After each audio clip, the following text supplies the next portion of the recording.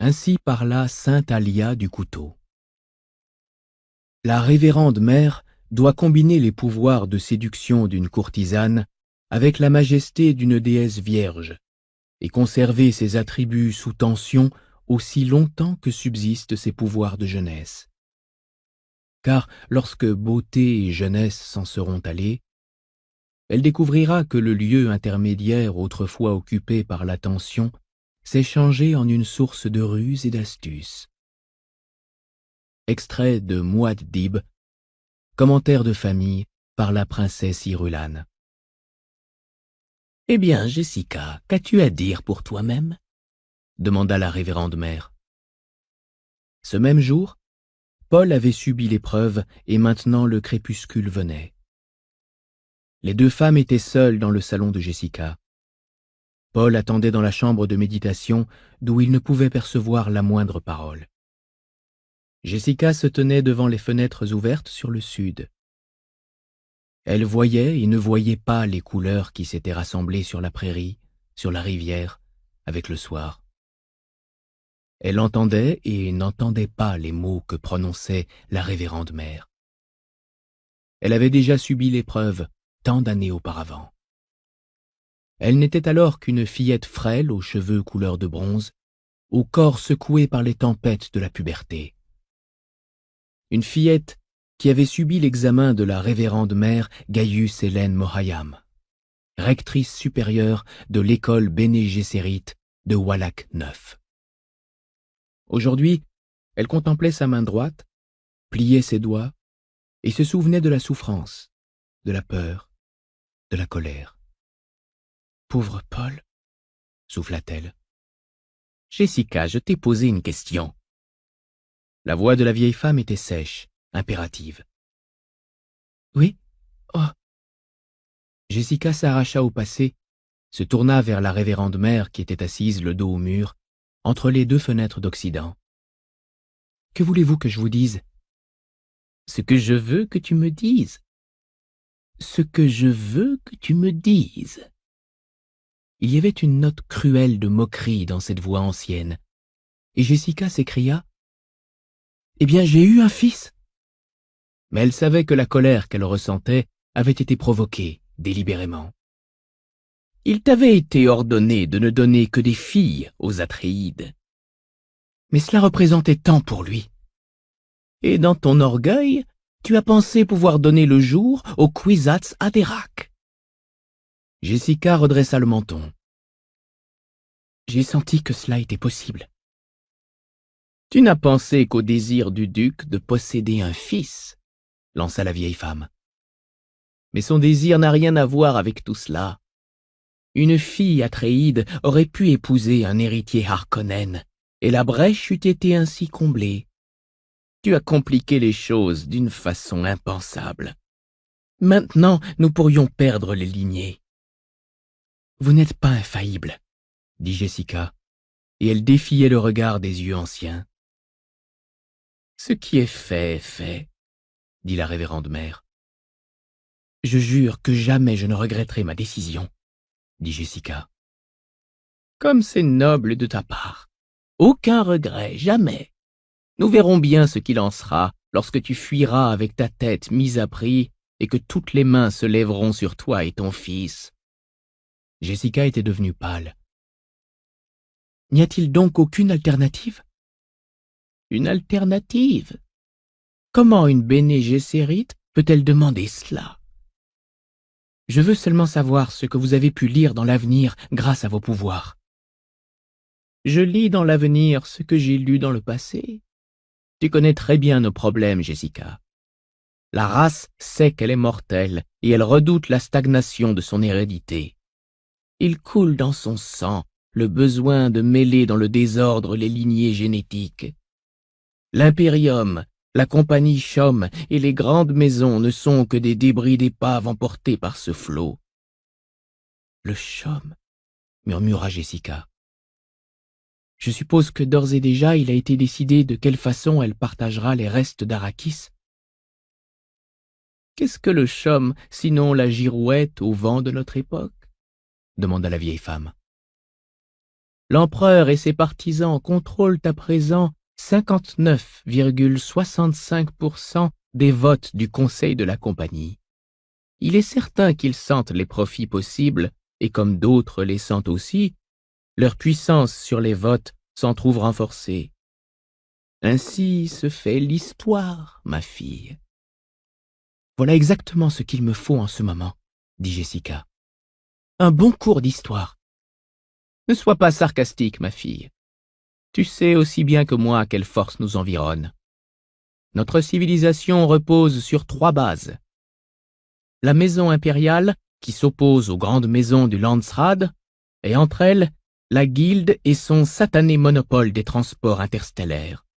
En politique, le tripode est la plus instable de toutes les structures, et je compte sans ce système commercial qui est demeuré au stade féodal, tournant le dos à toute science et qui complique toute chose. Des débris d'épaves emportés par le flot, comme le duc Leto, son fils et...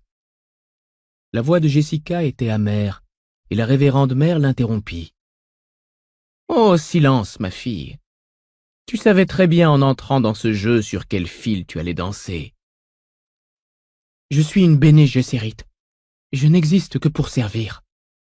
C'est la vérité, et tout ce que nous pouvons espérer, c'est empêcher que tout ceci ne provoque une conflagration générale afin de préserver ce qui peut l'être encore dans nos lignes de sang. » Jessica ferma les yeux, et elle sentit le picotement des larmes sous ses paupières.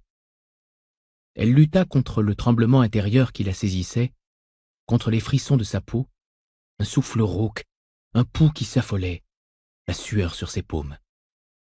Elle dit « Je paierai mes fautes. Ton fils paiera avec toi. Je le protégerai autant que je pourrai. » Le protéger? Mais si tu le protèges trop, Jessica, jamais il ne deviendra assez fort pour accomplir son destin. Jessica se détourna. Par-delà la fenêtre, elle contempla l'ombre qui se faisait plus dense. Est-elle vraiment aussi affreuse, cette planète Arrakis? Affreuse, mais pas complètement, dit la révérende mère. La Missionaria Protectiva est passée là, et elle a quelque peu amélioré les choses. La révérende mère se leva et lissa un pli de sa robe. « Appelle le garçon, je dois bientôt partir. »« Vraiment ?» La voix ancienne s'adoucit. « Jessica, ma fille, je souhaiterais être à ta place et assumer tes peines, mais chacun de nous doit suivre son propre chemin. Je sais, tu m'es aussi chère que n'importe laquelle de mes filles, mais je ne puis laisser cela interférer avec le devoir. Je comprends, c'est nécessaire. Ce que tu as fait, Jessica, et pourquoi tu l'as fait, nous le comprenons toutes deux. Mais la bonté m'oblige à te dire qu'il y a peu de chance pour que l'enfant soit la totalité du Bene Gesserit. Il ne faut pas trop espérer. » Jessica chassa les larmes au coin de ses yeux. C'était un geste de colère. Elle dit « Vous me donnez l'impression d'être redevenue une petite fille, de réciter à nouveau ma première leçon. » Les mots franchissaient difficilement ses lèvres. « Les humains ne doivent point se soumettre aux animaux. » Elle eut un sanglot étouffé et acheva, presque dans un murmure. « J'ai été si seule. »« Cela devrait faire partie des épreuves, » dit la vieille femme. « Les humains sont presque toujours seuls. Maintenant appelle le garçon. Il a vécu une journée longue et effrayante, mais il a eu suffisamment de temps pour réfléchir et se souvenir, et je dois lui poser d'autres questions à propos de ses rêves. » Jessica hocha la tête et se dirigea vers la chambre de méditation. « Paul, entre, s'il te plaît. » Il obéit avec lenteur. Il regarda sa mère comme une étrangère. Puis, comme il posait les yeux sur la révérende mère, la méfiance ternit son regard. Et il se contenta d'incliner le menton, comme à l'adresse d'un égal. Derrière lui, il entendit sa mère refermer la porte. « Jeune homme, » dit la révérende mère, « revenons-en à ses rêves. Que voulez-vous savoir? Rêves-tu chaque nuit? Mes rêves ne valent pas toujours que l'on s'en souvienne. Je puis me rappeler chacun d'eux, mais seuls certains en valent la peine. Comment fais-tu la différence? Je le sais. La vieille femme regarda Jessica, puis Paul de nouveau. Quel rêve as-tu fait la nuit dernière? Demanda-t-elle. Valait-il que tu t'en souviennes? Oui. Il ferma les paupières. J'ai rêvé d'une caverne et d'eau. Il y avait une fille, très maigre, avec de grands yeux. Des yeux entièrement bleus, sans le moindre blanc. Je lui parlais de vous. Je lui disais que j'avais vu la révérende mère sur Caladan. Il rouvrit les yeux. Et ce que tu racontais à cette étrange fille, est-ce arrivé aujourd'hui? Il réfléchit un instant. Oui. Je disais à la fille que vous étiez venu et que vous m'aviez marqué d'un sceau d'étrangeté. Un sceau d'étrangeté, murmura la révérende mère, et elle regarda de nouveau Jessica avant de revenir au garçon. Mais dis-moi, Paul, as-tu souvent de ces rêves où se passent des événements qui se répètent ensuite dans la réalité, exactement comme tu les as rêvés? Oui. Et j'avais déjà rêvé de cette fille. Ah. Et tu la connais? Je la connaîtrai. Parle-moi d'elle. À nouveau, il ferma les yeux. Nous sommes dans un petit refuge, entre des rochers. Il fait presque nuit, mais il y a encore un peu de tiédeur, et je peux apercevoir des bandes de sable entre les rochers. Nous attendons quelque chose. Je dois rencontrer des gens. La fille est effrayée, mais elle essaie de ne pas le montrer. Moi, je suis excité. Elle me dit « Parle-moi des eaux de ton monde natal, Uzul. » Paul ouvrit les yeux. « N'est-ce pas étrange? Ma planète natale s'appelle Caladan. Jamais je n'ai entendu parler d'un monde appelé Uzul. Y a-t-il autre chose dans ce rêve? Intervint Jessica. Oui, mais j'y pense. Peut-être est-ce moi que la fille appelle Uzul. À nouveau, ses paupières s'abaissèrent. Elle me demande de lui parler des eaux de ce monde, et je lui prends la main. Je lui dis que je vais lui réciter un poème. Je le lui récite, mais en lui expliquant certains termes, comme plage, ressac, algues, mouette. Quel est ce poème? Il regarda la révérende mère. L'une des ballades de Gurney Halleck pour les moments de tristesse. Derrière son fils, Jessica se mit à réciter. Je me souviens de la fumée de sel d'un feu de plage et des ombres sous les pins, dures, propres, solides, des mouettes au bout de la terre, blanches sur tout ce verre, et du vent qui venait dans les pins faire se balancer les ombres, des mouettes qui déployaient leurs ailes vers le ciel et qui l'emplissaient de cris dans le bruit du vent qui soufflait sur la plage. Et le ressac, et je vois notre feu qui a brûlé les algues. C'est celui-ci, dit Paul. La vieille femme le regarda et dit « Jeune homme, en tant que rectrice du Bene Gesserit, je recherche le Kwisatz Haderach, le mâle qui pourra devenir véritablement l'un d'entre nous. Votre mère voit en vous cette possibilité, mais elle voit avec les yeux d'une mère. Cette possibilité, je la vois moi aussi, mais rien de plus. » Elle se tut, et Paul comprit qu'elle désirait qu'il parle.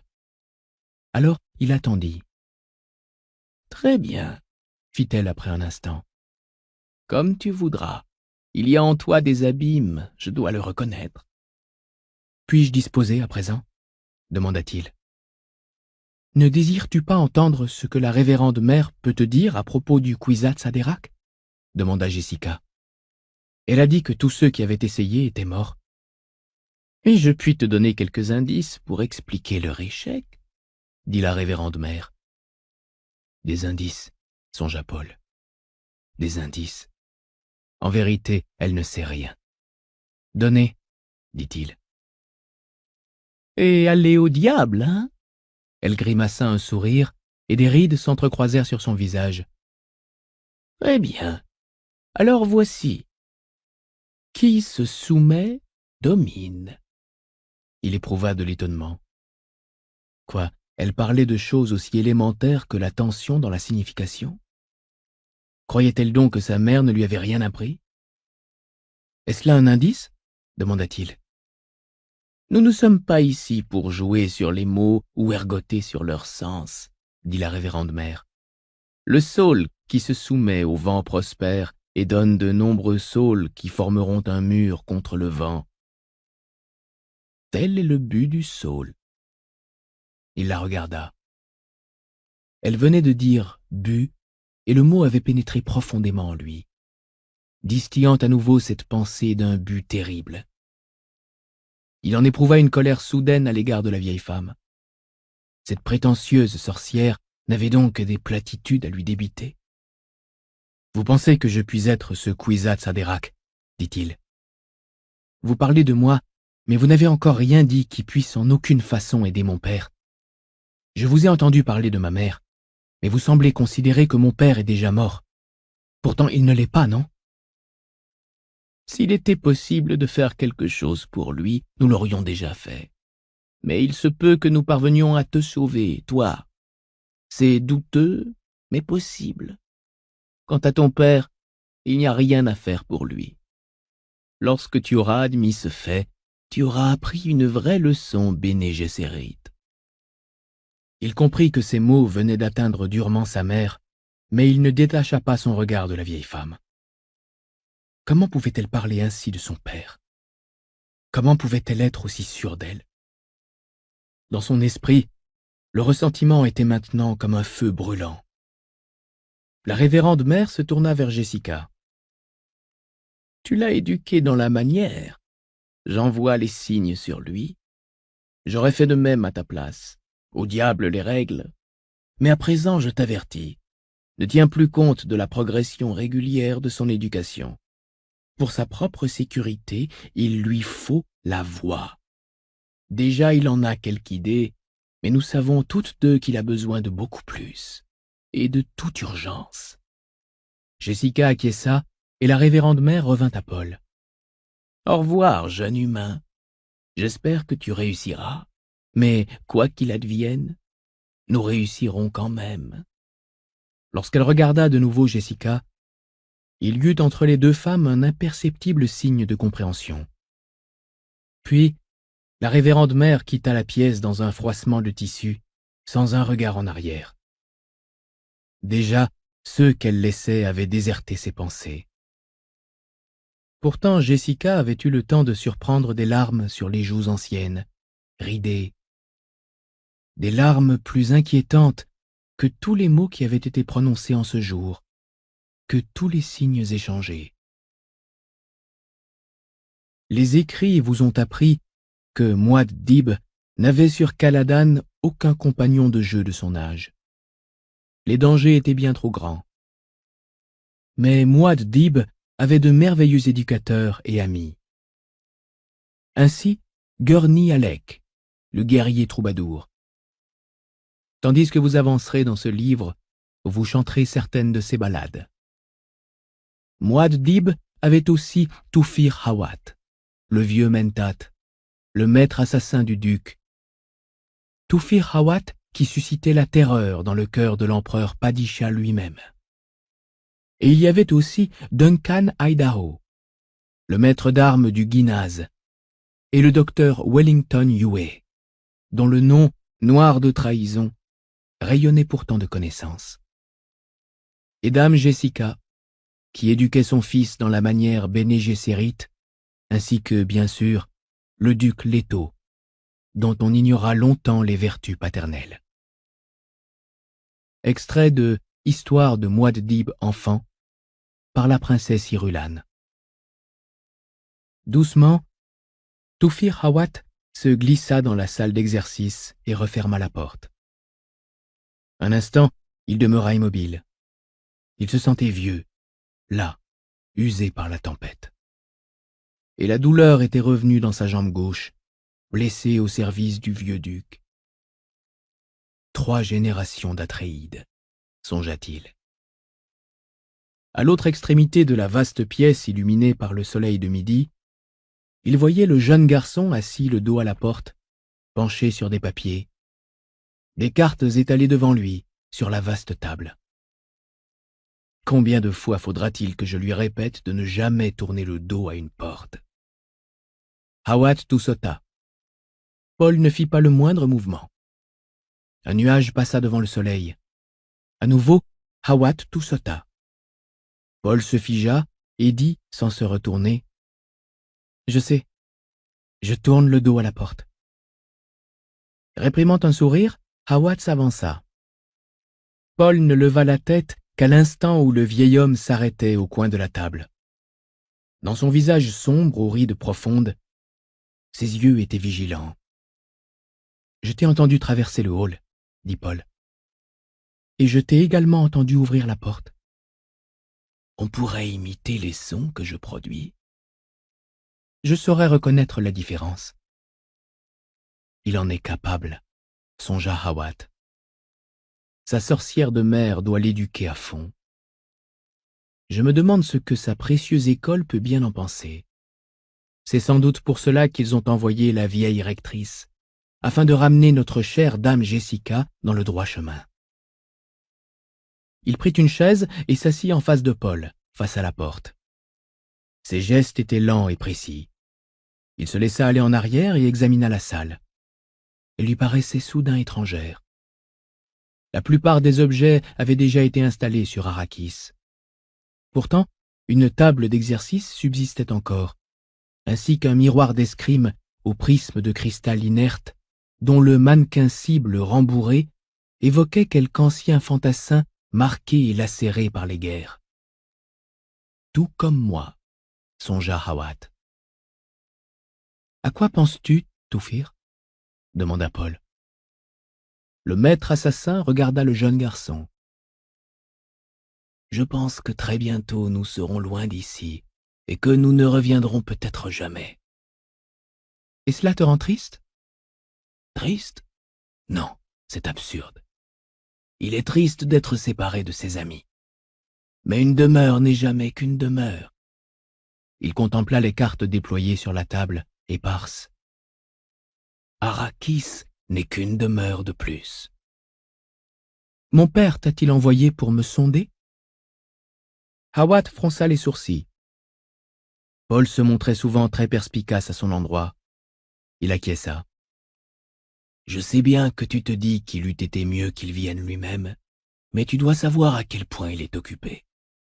Il viendra plus tard. J'étudiais les tempêtes d'Arrakis. Les tempêtes? Elles ont l'air assez terribles. Terribles? C'est un mot bien faible. Ces tempêtes se développent sur quelques 6 ou 7 000 kilomètres de plaine. Et elles prennent appui sur tout ce qui recèle la moindre once d'énergie, y compris les autres tempêtes. Elles atteignent 700 kilomètres par heure et elles emportent tout sur leur passage. Sable, poussière, n'importe quoi. Elles rongent la chair sur les os et réduisent les os en fétus. Arrakis n'a pas de contrôle climatique? Arrakis pose des problèmes. Tout y revient plus cher, et il faudrait prévoir un entretien et le reste. La guilde exige un prix exorbitant pour un satellite de contrôle, et la maison de ton père n'est pas parmi les plus riches, mon garçon. Tu le sais. As-tu déjà vu des Fremen? Ils s'attaquent à tout aujourd'hui, se dit Hawat. Comme qui dirait que je les ai vus, oui. Il est difficile de les distinguer des gens des creux et des sillons. Ils portent tous ces grandes robes flottantes, et ils puent autant les uns que les autres dès qu'ils sont en lieu clos. C'est à cause de ce vêtement qui récupère l'eau de leur corps. Ils appellent ça un distille. Paul se sentit soudain la bouche sèche, comme lui revenait le souvenir d'un rêve de soif. Il déglutit. L'idée de ce peuple, qui devait recycler l'eau de son propre corps, l'emplissait d'un sentiment de désespoir. « L'eau est très précieuse là-bas, dit-il. Hawat hocha la tête et songea « Peut-être suis-je en train de réussir et de lui faire comprendre que cette planète est un ennemi important. Ce serait de la folie que de partir sans avoir cette idée en tête. » Paul leva la tête et vit qu'il avait commencé à pleuvoir. Des gouttes éclaboussaient la surface grise de Métaglace. « De l'eau, » dit-il. « Tu apprendras son importance, » dit Hawat. « Tu es le fils du duc et tu n'en manqueras jamais, mais tout autour de toi, tu sentiras la soif. » Paul s'humecta les lèvres, évoquant sa rencontre avec la révérende mère et l'épreuve. Une semaine s'était déjà écoulée. La révérende mère, elle aussi, avait parlé de la soif. Elle lui avait dit « Tu apprendras à connaître les plaines funèbres, les déserts absolument vides, les vastes étendues où rien ne vit à l'exception des vers de sable et de l'épice. Tu en viendras à ternir tes pupilles pour atténuer l'éclat du soleil. Le moindre creux à l'abri du vent et des regards te sera un refuge, et tu te déplaceras sur tes jambes, sans ornis, sans véhicule ni monture. » Il avait été plus impressionné sur le moment par le ton qu'elle avait employé, chantonnant, hésitant, que par les mots prononcés. « Lorsque tu vivras sur Arrakis, tu verras que Kala, la terre, est vide. Les lunes, alors, seront tes amis, et le soleil ton ennemi. » C'est alors qu'il avait senti que sa mère s'approchait de lui, qu'elle avait quitté sa faction devant la porte pour venir à ses côtés. Elle avait regardé la révérende mère et elle avait dit « N'y a-t-il vraiment aucun espoir, votre révérence ?»« Pas pour le père. » La femme ancienne, dans le silence, avait abaissé son regard sur Paul. « Grave cela dans ta mémoire, mon garçon. Il y a 4 choses pour supporter un monde. » Elle avait levé 4 doigts noueux. « La connaissance du sage, la justice du grand, les prières du pieux et le courage du brave. Mais tout cela n'est rien sans... » Elle avait refermé tous ses doigts en un point. « Sans celui qui gouverne et connaît l'art de gouverner. Que cela soit ta science. » Une semaine s'était écoulée depuis la visite de la révérende mère. À présent seulement, les mots qu'elle avait prononcés prenaient toute leur signification. En cet instant, assis dans la salle d'exercice aux côtés de Toufir Hawat, Paul ressentait la morsure profonde de la peur. Et comme il levait les yeux, il rencontra les sourcils froncés du Mentat. « À quoi rêvais-tu à l'instant même ?» demanda ce dernier. « As-tu rencontré la révérende mère ?»« Cette vieille sorcière de diseuse de vérité. » La curiosité fit briller le regard du maître assassin. « Oui, je l'ai rencontrée. » Elle... Paul hésita, percevant soudain l'impossibilité qu'il y avait à l'évoquer devant Hawat, prenant conscience des inhibitions profondément implantées. « Oui? Qu'a-t-elle fait ?» Par 2 fois, très vite, il aspira. « Elle a dit une chose. » Il ferma les yeux, appela les mots à lui, et lorsqu'il parla enfin, sa voix prit, sans qu'il en eût conscience, certains accents de la vieille femme. « Toi, Paul Atréide, descendant de roi, fils de duc, tu dois apprendre à gouverner. C'est là une chose que ne fit aucun de tes ancêtres. » Paul ouvrit alors les yeux et ajouta « Cela a éveillé ma colère. Je lui ai dit que mon père gouvernait toute une planète. Elle m'a répondu alors « Il va la perdre. » Je lui ai dit que mon père allait recevoir une planète encore plus riche. Elle m'a dit « Celle-là aussi, il va la perdre. » Je voulais m'enfuir et avertir mon père, mais elle m'a dit alors qu'il était déjà averti. Par toi, par ma mère, par toutes sortes de gens. C'est vrai. La voix du Mentat était un murmure. Alors pourquoi pars-tu? Parce que l'empereur l'a ordonné. et parce que, en dépit des dires de cette espionne et sorcière, il y a encore de l'espoir. Mais dis-moi, qu'a donc encore bavé cette vieille fontaine de sagesse? » Le regard de Paul se posa sur sa main droite, qui, sous la table, s'était refermée en un point. Lentement, il détendit ses muscles, et il pensa « Elle m'a lancé quelque sort mystérieux. Mais lequel? Elle m'a demandé de lui dire ce que signifiait « gouverner ». Je lui ai répondu que cela signifiait le commandement d'un seul. Elle m'a dit alors qu'il fallait que je désapprenne certaines choses.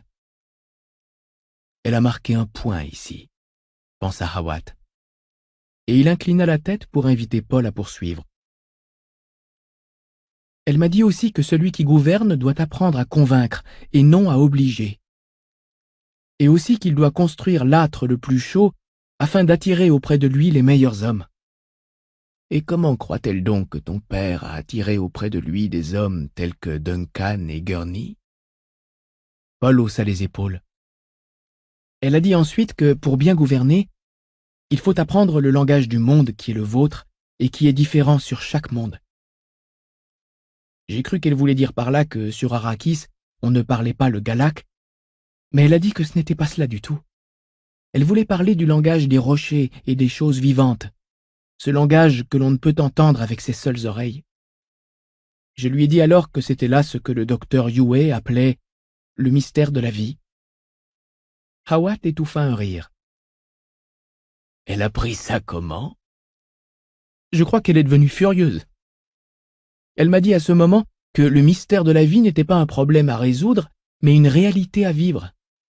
Je lui ai cité alors la première loi du Mentat. On ne peut comprendre un processus en l'interrompant. La compréhension doit rejoindre le cheminement du processus et cheminer avec lui. Elle a paru satisfaite alors. On dirait bien qu'il reprend le dessus, pensa Hawat. Mais la vieille sorcière l'a effrayée. Pourquoi a-t-elle fait ça? Touphir, dit Paul. Arrakis est-elle aussi mauvaise qu'elle le dit?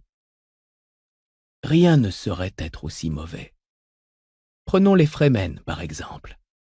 Hawat eut un sourire forcé. Ils forment le peuple renégat du désert. Après une première et rapide analyse, je peux te dire qu'ils sont nombreux, bien plus nombreux que ne le croit l'Imperium. Et ce peuple, mon garçon, est un très grand peuple, et... Hawat éleva un doigt noueux à hauteur de ses yeux. Et il déteste les Harkonnen. Il leur voue une haine sanguinaire. Mais tu ne dois pas souffler un mot de cela, mon garçon. C'est le confident de ton père qui te parle. Aujourd'hui, dit Paul, mon père m'a parlé de Salusa Secundus.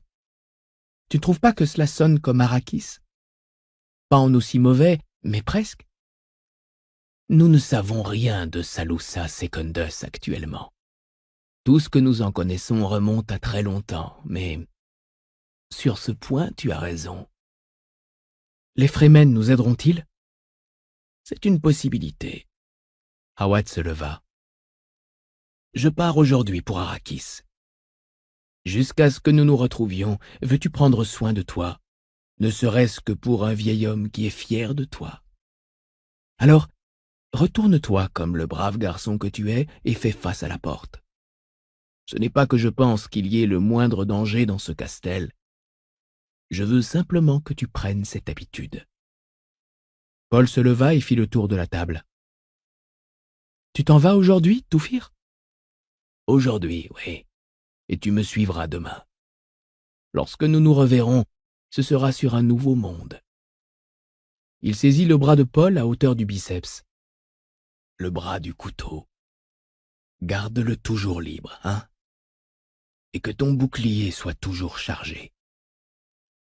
Puis il tapota l'épaule du jeune garçon, se détourna et s'éloigna rapidement vers la porte. Touphir! Le maître assassin s'immobilisa sur le seuil, se retourna.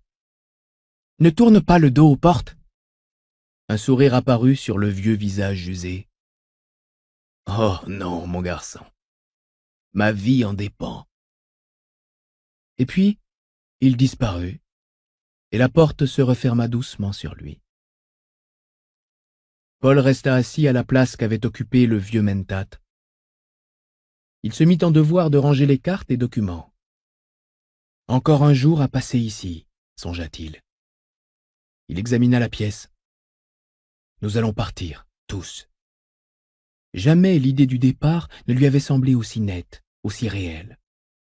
Et il se souvint d'une autre chose que la vieille femme avait dite, qu'un monde était la somme de multiples éléments, de sa population, de sa crasse, des choses vivantes, de ses lunes, de ses marées et de ses soleils. Cette somme inconnue était appelée nature, un terme vague qui ne signifiait rien du présent. Mais qu'est-ce que le présent ? Se demanda-t-il.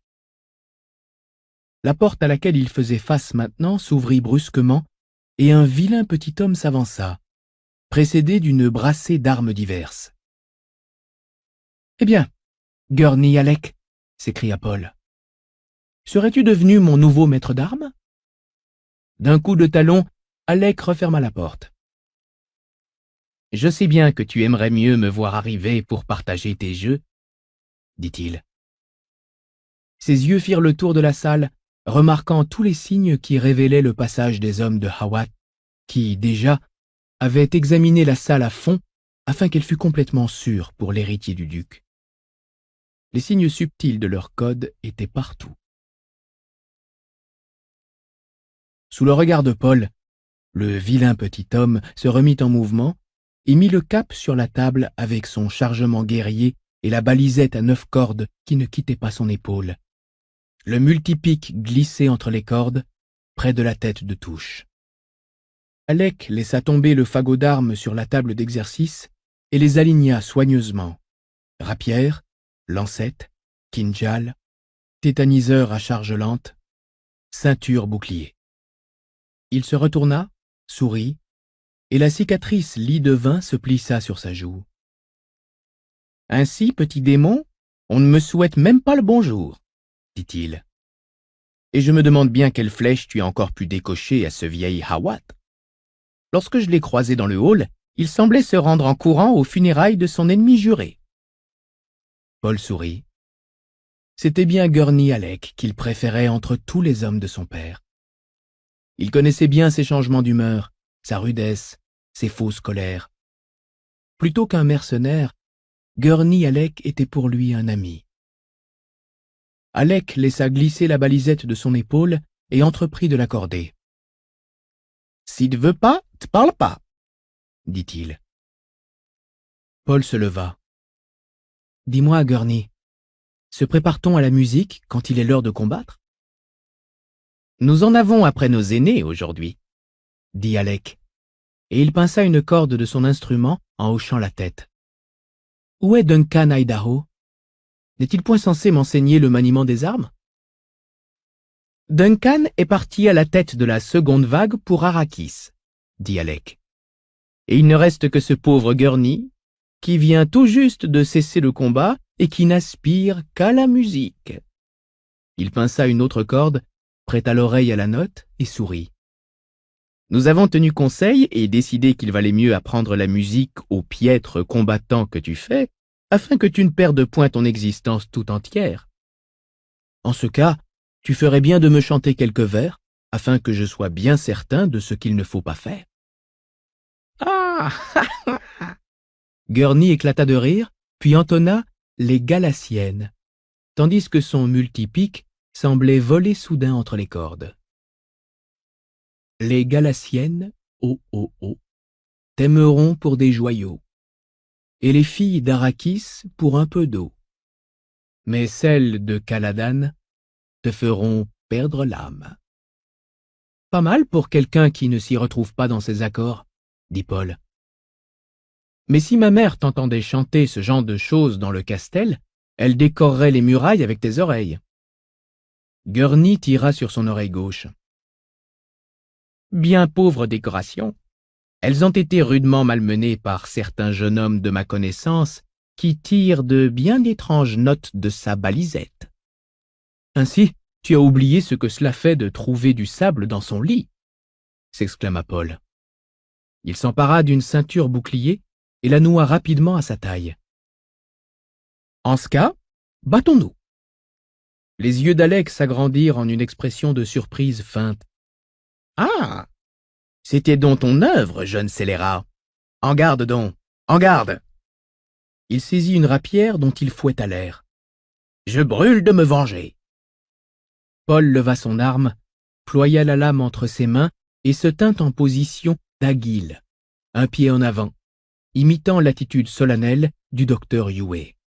« Voyez l'idiot que m'a envoyé mon père pour m'enseigner la science des armes, dit-il.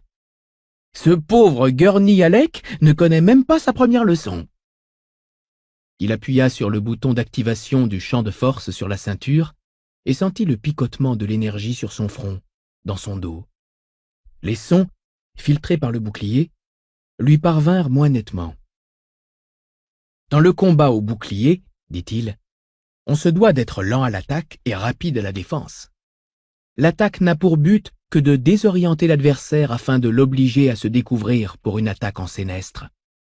Si le bouclier part le coup trop vif, il se laisse pénétrer par le lent kinjal. » Paul pointa sa rapière, feinta rapidement et fouetta avec une lenteur calculée pour triompher des défenses du bouclier. Halleck observait son action. À l'ultime seconde, il effaça sa poitrine.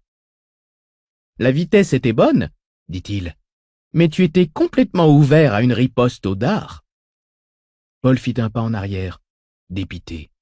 « Pour cette étourderie, je devrais te taper sur le derrière, » reprit Halleck. Il saisit un kinjal à la lame nue et le brandit. « Dans la main d'un ennemi, ceci pourrait bien répandre ton sang. Tu es un élève doué, rien de plus. Mais je t'ai toujours averti de ne jamais laisser un homme pénétrer ta garde avec une arme mortelle en main, même pour un jeu. »« Je crois que je n'ai pas le cœur à ça aujourd'hui, » dit Paul. « Pas le cœur à ça ?» Même au travers du bouclier, Paul perçut la fureur outragée qui vibrait dans la voix de Gurney Halleck. « Qu'est-ce que le cœur vient faire ici? On se bat quand il le faut, et pas lorsqu'on en a le cœur. Garde donc ton cœur pour l'amour ou pour jouer de la balisette. Ne le mêle pas au combat. Je suis désolé, Gurney. Tu ne l'es pas encore assez. » Et Gurney réactiva son propre bouclier et se ramassa, le kinjal nu dans sa main gauche, brandissant haut sa rapière de la main droite. « Et maintenant, garde-toi vraiment. » Et il fit un bond de côté, puis un autre en avant, attaquant furieusement. Paul battit en retraite tout en parant. Les deux boucliers vinrent en contact dans un craquement d'énergie, et Paul sentit la morsure de l'électricité sur sa peau. Qu'arrive-t-il à Gurney? Il ne joue plus? Il fit un geste de la main, et la lancette fixée à son poignet gauche glissa hors de son fourreau jusque dans sa paume. « Tu as besoin d'une lame de secours, hein ?» gronda Halleck. « Une trahison ?» se demanda Paul, alarmé. « Non, pas Gurney. » Et ils poursuivirent leur combat par toute la salle, attaquant et parant, feintant et contre-feintant. L'air, à l'intérieur des bulles délimitées par les boucliers, devint lourd, tandis qu'à chaque nouveau contact, l'odeur d'ozone se faisait plus dense. Paul continuait de reculer, mais à présent, il essayait de revenir vers la table. « Si je peux l'amener là, songeait-il, je lui montrerai un de mes tours. »« Allez, Gurney, encore un pas. » Halleck fit ce pas. Paul para un nouveau coup vers le bas, pivota, et vit que l'arme d'Halleck venait buter contre le bord de la table. Alors il se jeta sur le côté, porta une attaque à la tête, et dans le même instant, darda la lancette vers le cou du baladin. La lame s'arrêta à moins de 5 centimètres de la jugulaire. « Est-ce cela que tu désirais ?» souffla Paul. « Baisse les yeux, mon garçon, » haleta Gurney. Paul obéit, et il vit le kinjal pointé droit sur son ventre, sous la table. « Nous nous serions rejoints dans la mort, » dit Halleck. « Mais je dois admettre que tu te bats bien mieux lorsque tu y es acculé. On dirait que tu as le cœur à ça maintenant. » Et il fit un sourire de loup, tandis que la cicatrice se plissait sur sa joue. « Tu m'as attaqué de telle façon, » dit Paul. « Aurais-tu vraiment répandu mon sang ?» Alec abaissa son kinjal et se redressa. « Si tu t'étais battu 1 degré en dessous de tes capacités, mon garçon, je t'aurais fait une bonne estafilade qui t'aurait laissé une cicatrice en guise de souvenir. Je ne veux pas que mon élève favori succombe devant la première canaille Harkonnen qu'il viendra rencontrer. » Paul désactiva son bouclier et s'appuya sur la table pour reprendre son souffle. « Je méritais cette leçon, Gurney. Mais mon père aurait été furieux si tu m'avais blessé. Il t'aurait puni à cause de mon échec.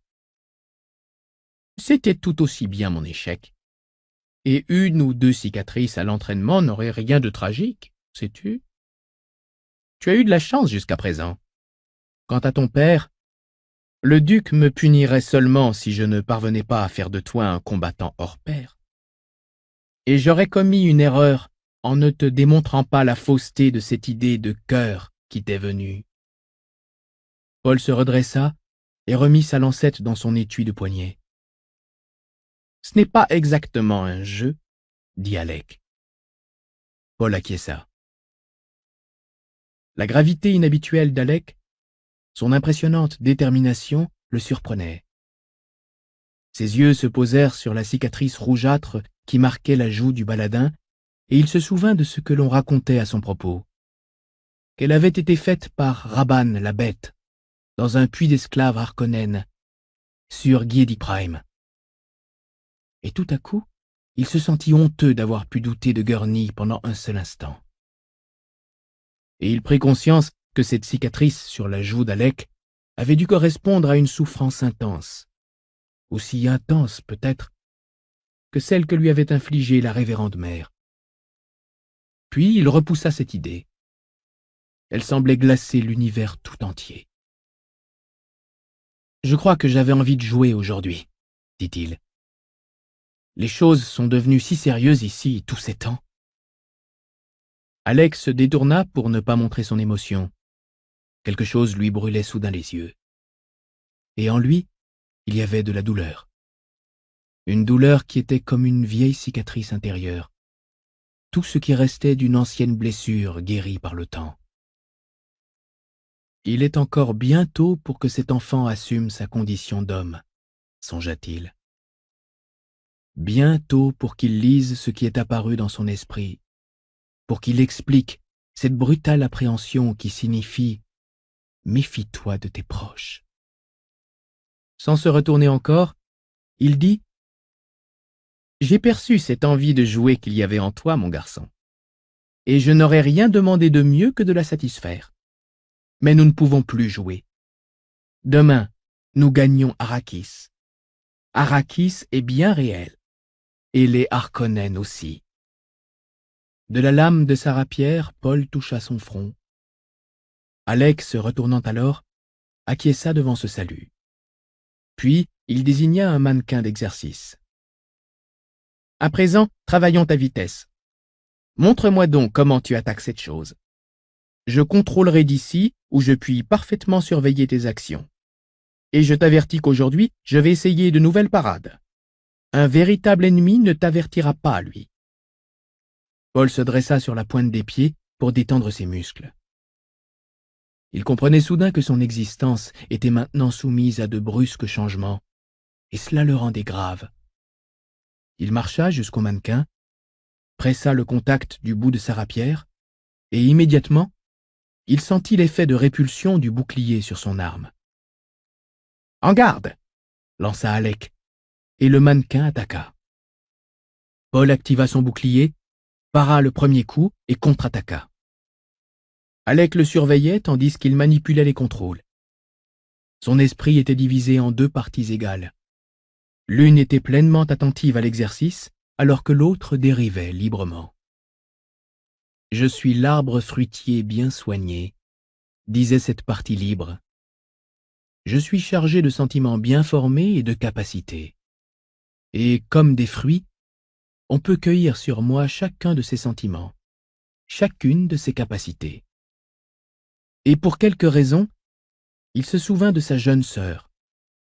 Son jeune visage d'elfe était parfaitement clair dans son esprit. Elle était morte, dans une maison de plaisir pour soldats Harkonnen. Elle aimait les pensées, à moins que ce ne fût les marguerites. Il ne parvenait pas à se rappeler. Et cela le troublait. Paul contra une attaque lente du mannequin et de la main gauche porta un entretissé. Petit démon rusé, songea Alec en observant avec attention les passes complexes de Paul. Il a étudié et s'est entraîné de son côté. Ça n'est pas là le style de Duncan, et je ne lui ai certainement rien appris de semblable. Cette pensée ne fit qu'ajouter à sa tristesse. Moi non plus, je n'ai plus le cœur à rien, se dit-il. Ces pensées revinrent à Paul, et il se demanda soudain si, certaines nuits, le garçon ne guettait pas avec angoisse les bruits de son oreiller. Si les vœux étaient des poissons, murmura-t-il, nous lancerions tous des filets. C'était une expression de sa mère qu'il se répétait lorsqu'il sentait sur lui la noirceur des lendemains. En cet instant, il se prit à songer qu'elle était bien étrange à propos d'une planète qui jamais n'avait connu la moindre mer ni le moindre poisson. Yue Wellington, né en 10 082, mort en 10 191. Docteur en médecine de l'école Souk. Diplômé en 10 112. Marié à Wana Marcus, Bene Gesserit. Né en 10 092, morte en 10 186. Surtout connu pour avoir trahi le duc Leto Atréide.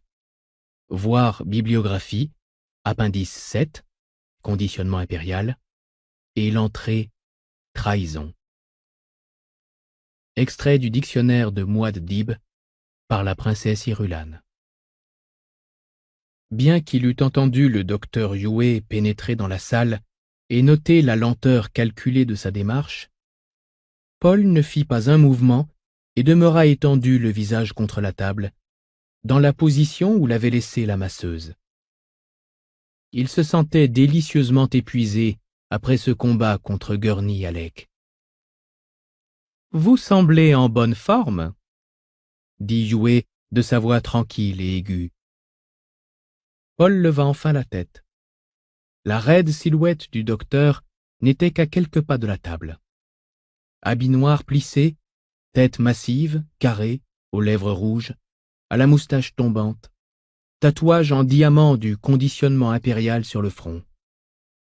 La longue chevelure noire retombait sur l'épaule gauche, prise dans l'anneau d'argent de l'école Souk. Sans doute serez-vous heureux d'apprendre qu'il ne nous reste plus assez de temps pour nos leçons aujourd'hui, dit Yue. Votre père arrive. Paul s'assit. Cependant, reprit le docteur, je me suis arrangé pour que vous disposiez d'une visionneuse et de plusieurs leçons enregistrées durant le voyage vers Arrakis. Oh! Paul commença de se rhabiller. Il se sentait soudain très excité à l'idée de la visite de son père. Ils avaient passé si peu de temps ensemble depuis qu'était arrivé l'ordre de l'empereur de reprendre le fief d'Arrakis. Yue s'approcha de la table tout en songeant « Comme il a mûri ces derniers mois. Quel gâchis, quel triste gâchis. » Puis il se souvint « Je ne dois pas faillir. Ce que je fais, je le fais afin d'être sûr que ma Wana n'aura plus à souffrir des monstres d'Harkonnen. » Paul le rejoignit près de la table, tout en boutonnant son pourpoint. « Qu'aurais-je à étudier pendant le voyage ?»« Ah, les formes de vie terranoïdes d'Arrakis. Il semble que certaines se soient adaptées à la planète. Comment, on ne le sait pas encore clairement. Lorsque nous serons arrivés, il faudra que je contacte le docteur Kynes, l'écologiste planétaire, afin de l'aider dans ses recherches. Que suis-je en train de dire, pensa Yue. Je suis hypocrite avec moi-même à présent. Aurais-je quelque chose à apprendre sur les Fremen? Demanda Paul. Les Fremen? Yue se mit à tambouriner des doigts sur la table, puis devant le regard de Paul, retira sa main. Peut-être pouvez-vous me parler de toute la population d'Arrakis? Dit Paul. Oui, bien sûr. Il y a deux groupes principaux. Les Fremen forment le premier. Quant au second, il est constitué du peuple des Creux et des Sillons. Mais l'on m'a dit que les mariages étaient possibles entre les deux. Les femmes du peuple des Creux préfèrent les maris Fremen, alors que les hommes recherchent des épouses Fremen. Ils ont un adage: le vernis vient des cités, la sagesse du désert. Avez-vous des photos? Je vais voir ce que je peux vous trouver. Les yeux sont leur trait caractéristique le plus intéressant. Ils sont bleus, complètement bleus, sans le moindre blanc. Une mutation? Non. Cela tient au mélange, dont leur sang est saturé. Les Fremen doivent être braves pour vivre à la limite du désert. Chacun le dit. Ils composent des poèmes pour leurs couteaux. Et leurs femmes sont aussi redoutables que leurs hommes. Même leurs enfants sont dangereux, violents. Je pense que l'on ne vous autorisera pas à vous mêler à eux. Le regard de Paul se fixa sur Yue. Ces quelques mots sur les Fremen avaient totalement captivé son attention. Quels alliés ne ferait-il pas? Songeait-il. Et les vers? Quoi? J'aimerais en connaître plus à propos des vers de sable. Ah, mais bien sûr! J'ai justement une bobine sur un petit spécimen. Il ne dépassait guère 110 mètres de long sur 22 de diamètre. Elle a été faite dans le nord d'Arrakis. Mais selon certains témoins dignes de foi, il existerait des vers de sable dépassant 400 mètres. On peut même penser qu'il y en a de plus grands encore sur la planète. Le regard de Paul se posa sur une carte des régions septentrionales d'Arrakis, déployée sur la table. La ceinture désertique et les régions avoisinant le pôle boréal sont qualifiées d'inhabitables. Est-ce à cause des vers? Et à cause des tempêtes. Mais je croyais que l'on pouvait rendre n'importe quel territoire habitable. Oui, si toutefois cela est possible économiquement. Et les périls d'Arrakis sont nombreux et coûteux. Yue lissa sa moustache tombante et reprit. Votre père sera bientôt là. Avant de vous quitter, je dois vous donner un présent que j'ai là, quelque chose que j'ai trouvé en faisant mes bagages. Et il posa devant Paul un objet noir, rectangulaire, guère plus large que l'extrémité du pouce de Paul. Paul le regarda sans esquisser un geste. Et Yue pensa: comme il est méfiant. C'est une très vieille Bible catholique orange à l'usage des voyageurs de l'espace, dit-il.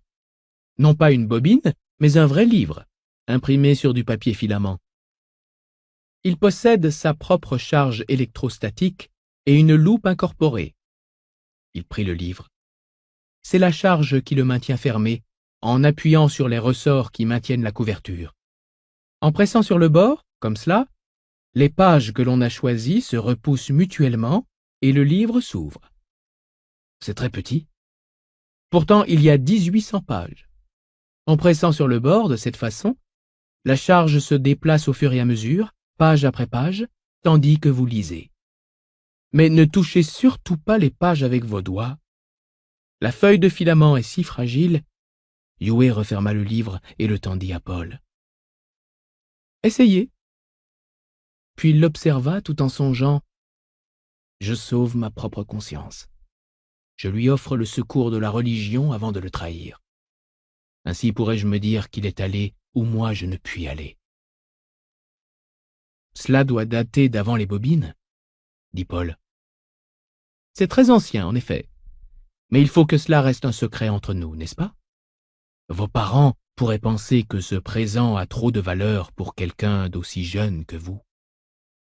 Sa mère s'interrogerait certainement sur mes motifs, pensa-t-il. Eh bien, Paul referma le livre et le tint dans sa main. Si cela a autant de valeur, Soyez indulgent pour le caprice d'un vieil homme, dit Yue. On m'a offert cette Bible alors que j'étais très jeune. Et il pensa, il me faut séduire son esprit tout comme sa cupidité. Ouvrez-le à la Kalima 467, là où il est dit « De l'eau naît toute vie ». Une légère entaille sur la couverture marque l'emplacement de la page. Les doigts de Paul coururent sur la couverture et décelèrent 2 entailles. Il appuya sur la moins profonde et le livre s'ouvrit tandis que la loupe de lecture se mettait en place. « Lisez à haute voix, » dit Yue. Paul s'humecta les lèvres et lut. « Pense à l'homme sourd qui ne peut entendre. Ne lui sommes-nous point semblables? Ne nous manque-t-il pas un sens qui nous permette de voir et d'entendre cet autre monde qui est tout autour de nous? Et qu'y a-t-il donc autour de nous que nous ne pouvons... » « Assez !» aboya Yue. Paul s'interrompit net et le regarda. Le docteur avait fermé les yeux et il tentait de se recomposer une attitude normale. Par quelle perversion ce livre s'est-il ouvert au passage favori de Wanna? Se demandait-il. Il rouvrit les yeux et rencontra le regard de Paul. Quelque chose ne va pas? Je suis désolé. C'était le passage favori de mon épouse défunte. Ce n'est pas celui que je voulais vous faire lire. Il m'évoque des souvenirs douloureux. Il y a 2 marques, dit Paul. Et bien sûr, se dit Yue. Wanna avait marqué son passage à elle. Les doigts du garçon sont plus sensibles que les miens et ils ont trouvé l'entaille. Ce n'était qu'un accident, rien de plus. Vous devriez trouver ce livre intéressant, reprit-il. Il recèle autant de vérités historiques que de bonne philosophie pratique. Paul contemplait le livre, si minuscule au creux de sa main. Pourtant, se disait-il, il possédait un mystère. Quelque chose s'était produit tandis qu'il lisait. Quelque chose qui avait éveillé cette idée d'un but terrible. Votre père sera là d'un instant à l'autre. Posez le livre, vous le lirez lorsque vous en aurez envie. Paul toucha la couverture comme le docteur lui avait appris à le faire, et le livre se referma.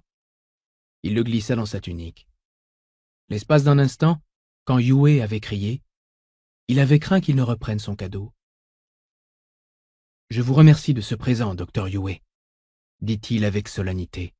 « Ce sera un secret entre nous. S'il est un cadeau ou une faveur qui puisse vous faire plaisir, n'hésitez pas à me le demander. »« Je ne désire rien, » dit Yue. Il pensa, « Pourquoi suis-je là à me torturer moi-même et à torturer ce malheureux enfant, bien qu'il n'en ait pas conscience? Oh, maudits soient ces monstres d'Harkonnen! Pourquoi m'ont-ils choisi moi pour cette abomination ?